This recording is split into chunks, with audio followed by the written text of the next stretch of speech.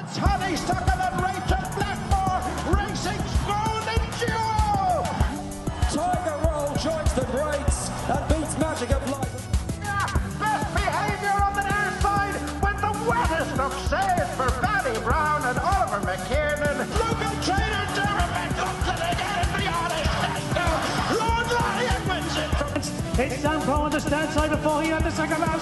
Fahey lands in the lead by half a length and goes on from Samco. Hello and welcome back to our latest episode in our short, snappy Cheltenham preview races.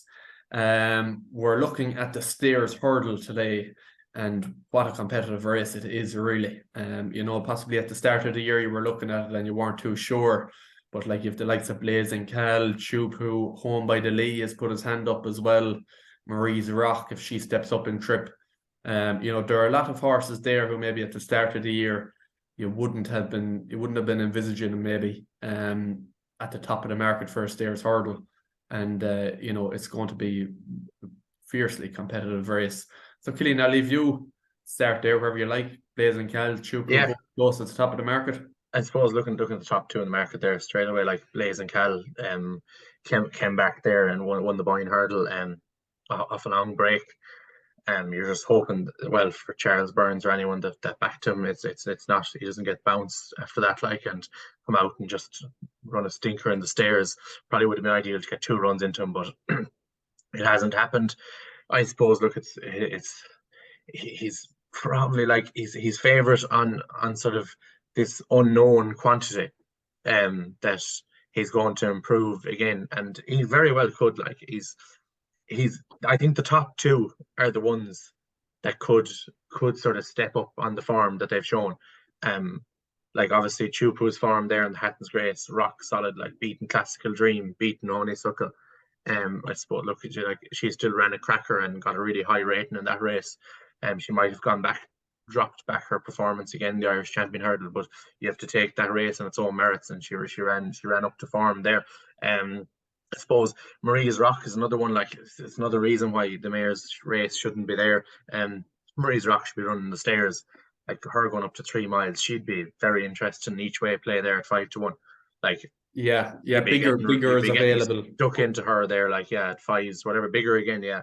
So I think she'd be one there, getting £7 unexposed at the trip.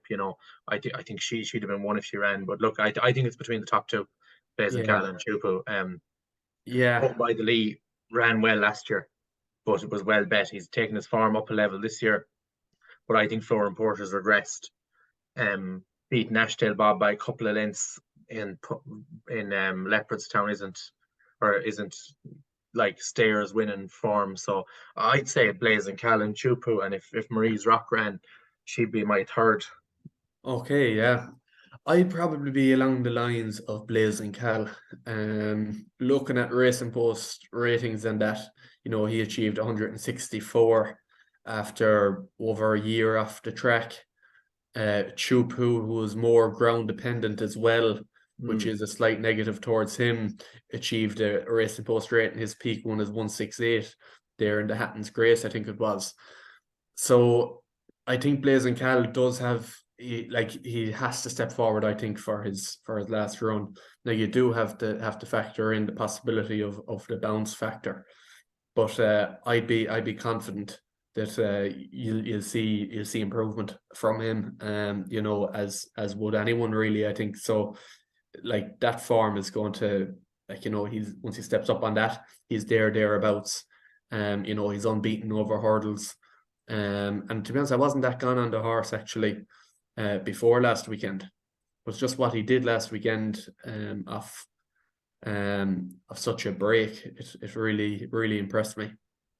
Chupu then, again, he was brilliant at Gorn, and he's a Stairs Hurdle type in terms of he's never seems to be buzzy or too keen or anything like that. He's always very relaxed, so obviously the Galmoy there wasn't 3 miles or that, but he's going to see it out very well. Home by the Lee, it's a tricky one, isn't it? Yeah, I don't know. I couldn't have him really. I not with what Blazing Cal and Chupu have done since, I suppose. Yeah. Like he bet Bob Ollinger Now Bob was probably good that day. He was good that day.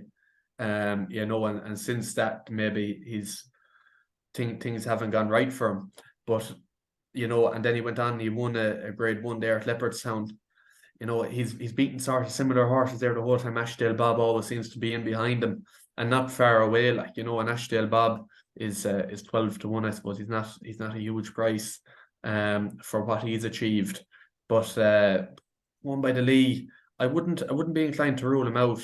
But again, like we spoke yesterday about State Man being so straightforward, like Home by the Lee is furthest thing from it really.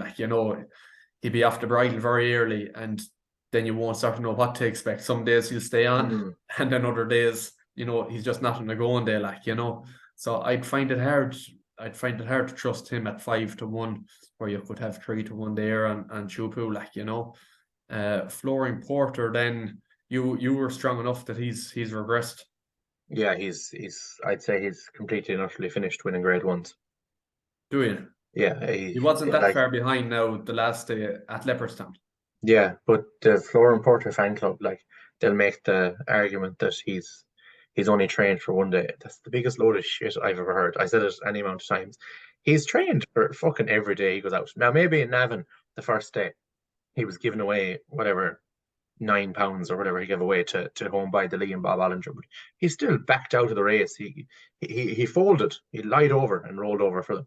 And in Leopardstown, he was headed and he lied over again. Now he came back a small bit at the line, but I don't know, he's just not the horse he was, and it's not anything against him. He's won 2 stairs, he's been brilliant, and he's a brilliant hurdler, but it's very hard to keep up that level of form. I just think he's gone backwards. I can't see him winning this.